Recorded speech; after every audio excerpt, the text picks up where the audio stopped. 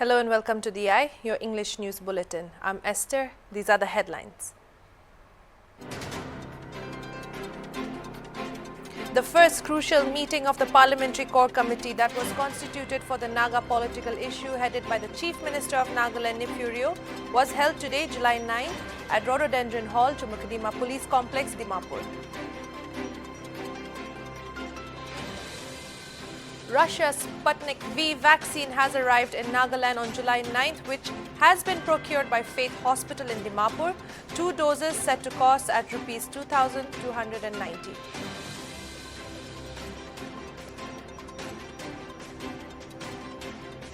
After hundreds of tourists gathered maskless on Thursday at Kempty Falls in Missouri, authorities have restricted the number of tourists to 50 to visit the attraction.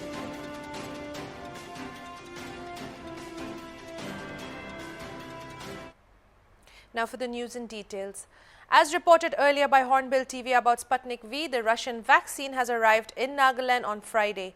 The vaccine has been procured by Faith Hospital in Dimapur. It was informed that the vaccine will cost Rs 2,290 for 2 doses, with an interval of 21 days between the first dose and the second. A medical official also informed that after the Sputnik V jab, side effects may occur just like any other COVID-19 vaccines. The PRO of Faith Hospital, Dr. Thungbemo Hamtsoi, informed HornbillTV that one may also be administered the Sputnik V vaccine even after taking Covishield. According to sources, a private hospital in Koima has already procured the Sputnik V vaccine.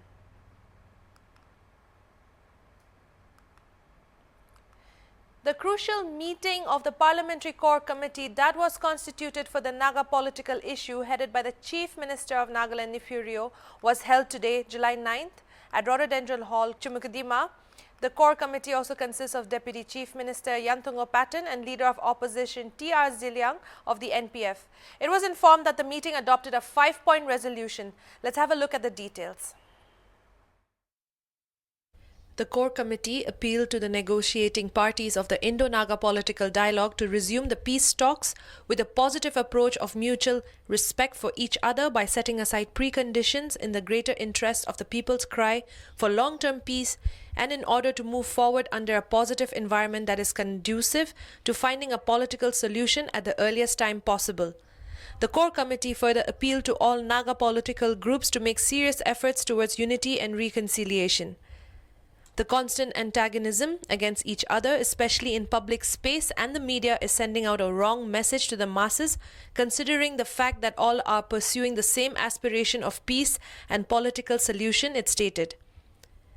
Taking the positive example set by the elected members of the Nagaland Legislative Assembly who have risen above party affiliations to unite for the Naga political issue, the committee urged Naga political groups to make concerted efforts and listen to the voice of the people for unity and oneness. Thirdly, the Core Committee, while appreciating the constant role and contributions of the churches, civil societies and NGOs towards facilitating peace and strengthening the peace process, appeals to the civil societies, mass-based organizations and tribal ho-hos to make renewed efforts towards creating a conducive atmosphere for early realization of a political solution by pursuing unity, reconciliation and oneness. The committee further stated that all members of the Core Committee and the Parliamentary Committee on Naga political issue, including the 2 members of Parliament, have come together under the same banner in line with the election manifestos of all political parties and are committed to the people that the elected members are prepared to pave the way as and when an inclusive,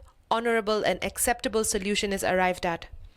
Lastly, the Core Committee, on behalf of the Parliamentary Committee on Naga political issue, appealed to all Naga negotiating groups to come together in order to hammer out their differences and create a common approach for one solution and one agreement. No, JLF was there from before, but after that, at one point of time, there was a communication gap among us.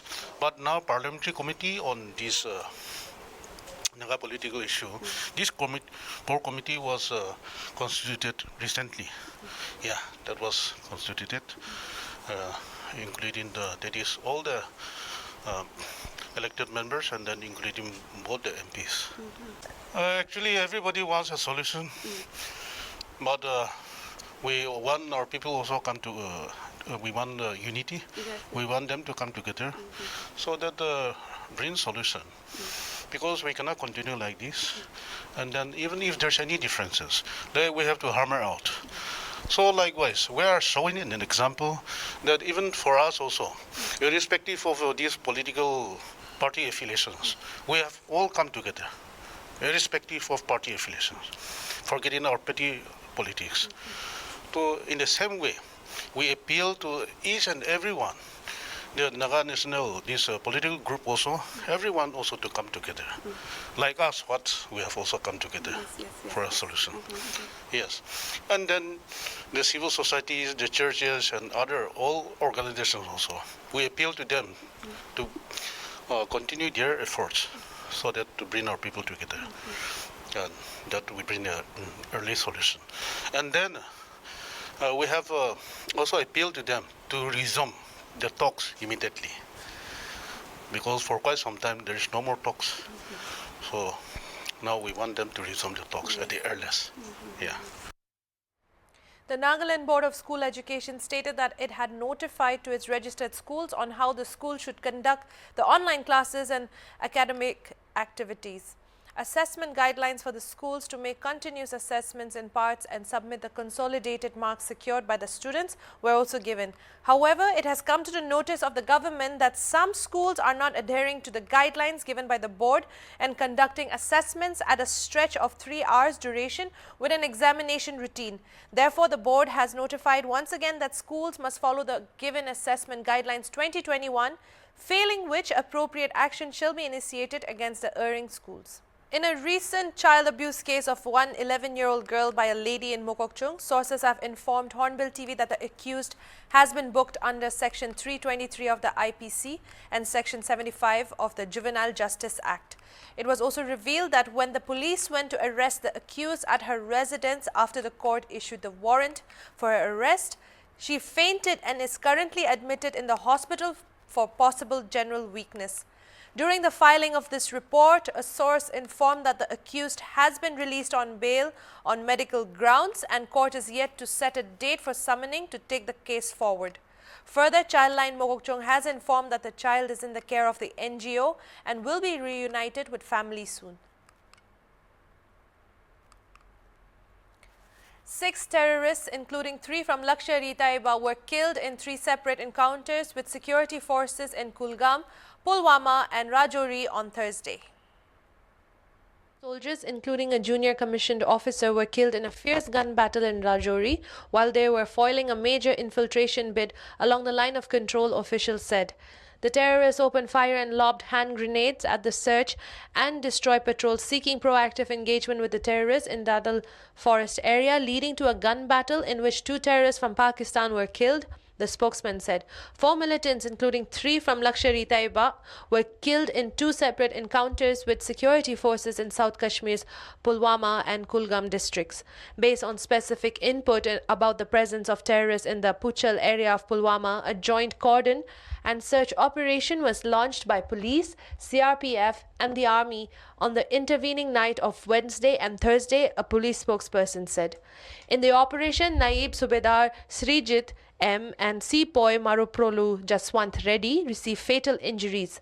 Since January, around 68 militants have been killed in Kashmir in different operations, with the forces including some top commanders of different militant groups.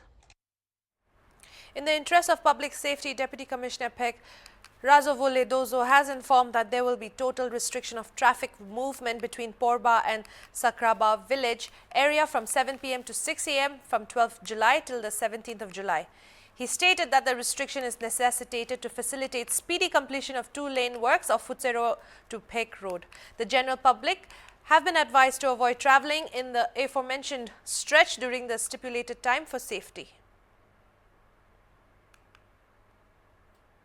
India has administered about 370 million COVID vaccine doses by Thursday, July 8, even as Prime Minister Narendra Modi warned his new Council of Ministers that complacence could derail the country's COVID fight. By 7 p.m. on Thursday, 368,576,352 vaccine doses were given across the states and union territories. As many as 3,608,940 doses were administered on the day. In the age group of 18 to 45, 1,793,399 were given the first dose, while 171,647 doses were given as the second dose on the day. Cumulatively, 108,214,937 persons across the country have received their first dose, and 3,370,920 have received their second dose since the start of Phase 3 of the vaccination drive. 8 states, Uttar Pradesh, Madhya Pradesh, Rajasthan, Tamil Nadu, Bihar, Gujarat, Karnataka and Maharashtra have administered more than 5 million first doses of COVID-19 vaccine in the 18 to 45 age group. Also, Andhra Pradesh, Assam, Chhattisgarh, Delhi, Haryana, Jharkhand, Kerala, Telangana, Himachal Pradesh, Odisha, Punjab, Uttarakhand and West Bengal have vaccinated more than 1 million beneficiaries of the age group with the first dose. India logged 43,393 new infections in the past 24 hours, taking the total tally of cases to 30,752,950, while the active cases have declined to 458,727, according to the Union Health Ministry data updated on Friday. The death toll climbed to 405,939, with 911 fresh fatalities. In other news, authorities on Friday said only 50 tourists will be allowed to visit Kempty Falls, about 15 kilometers from Mussoorie in Uttarakhand's Tehri Garhwal district, following violations by visitors of COVID-19 precautions at the popular tourist spot. The decision was taken amid much criticism after videos of unmasked tourists violating social distancing norms went viral. Aiva Ashish Srivastava, District Magistrate Tehri Garhwal, said that from now onwards, there would be a limit of 50 tourists who would be allowed to bathe at the waterfall for only 30 minutes. After the stipulated time, a hooter would be blown to signal the batch of tourists to come out. Once all of the 50 come out, the next batch of 50 would be allowed to go. Srivastava said that police have been directed to set up a check post near the tourist spot. It would be used to check whether tourists are following the COVID precautions. The administration would ensure strict implementation of the COVID-19 precautions, he said.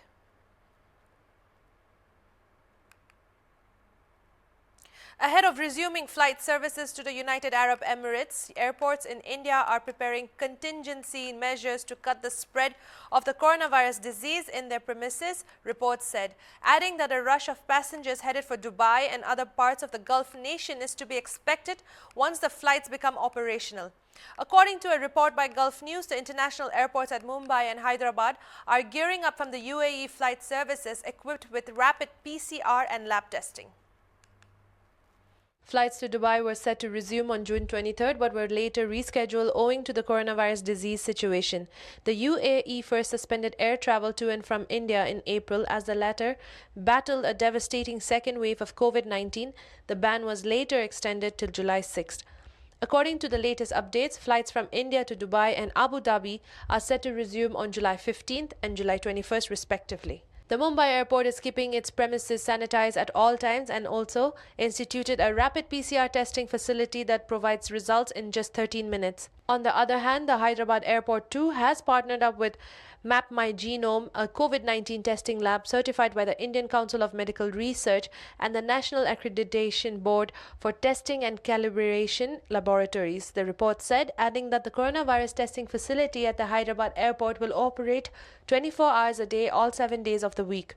There is no clarity yet on whether the India-UAE travel channel will once again be pushed back, the report mentioned, citing the airport spokesperson who said that the reopening of the airline travel route will depend on timely clearance provided by the UAE government.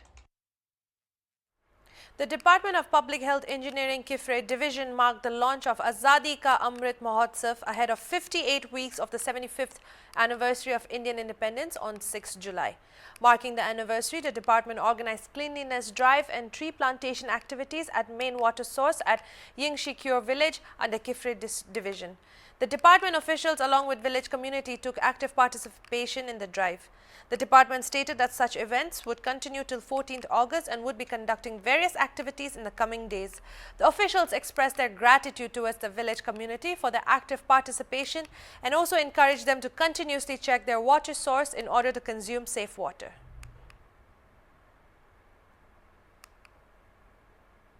A massive blaze tore through a Bangladesh factory, killing many people trapped by flames that forced workers to leap from for their lives from upper floors, emergency services said on Friday. The fire started on Thursday evening at the ground floor of a 6-story factory building in the Narayanganj district, 20 kilometers southeast of the capital Dhaka, run by the private firm Hashim Food and Beverage, which is a unit of Bangladesh's multinational Sajib Group, which makes mango fruit drinks. 3 people died from jumping off the building to escape the fire, and 49 charred bodies have been recovered so far. Mustain Billah, the administrator for the Narayanganj district, told a news agency. It is still burning on the top floor. Firefighters are struggling to control it as chemicals and flammable materials were stored inside the building, he said, and that the cause of the fire is not yet known during the filing of this report. Plastics and flammable substances and chemicals all made it hard to douse the fire, said Abdullah Al-Arifin, a district fire service official, adding that severe heat from the fire caused cracks in the building. About 30 people were injured in the fire, and hundreds of distraught relatives and other workers waited anxiously outside the food factory as it continued to rage. The inferno was the latest to tarnish Bangladesh's safety record, marred by a series of disasters in industrial complexes and apartment buildings. That's all for tonight's English News Bulletin. I'm Esther. Keep watching Hornbill TV.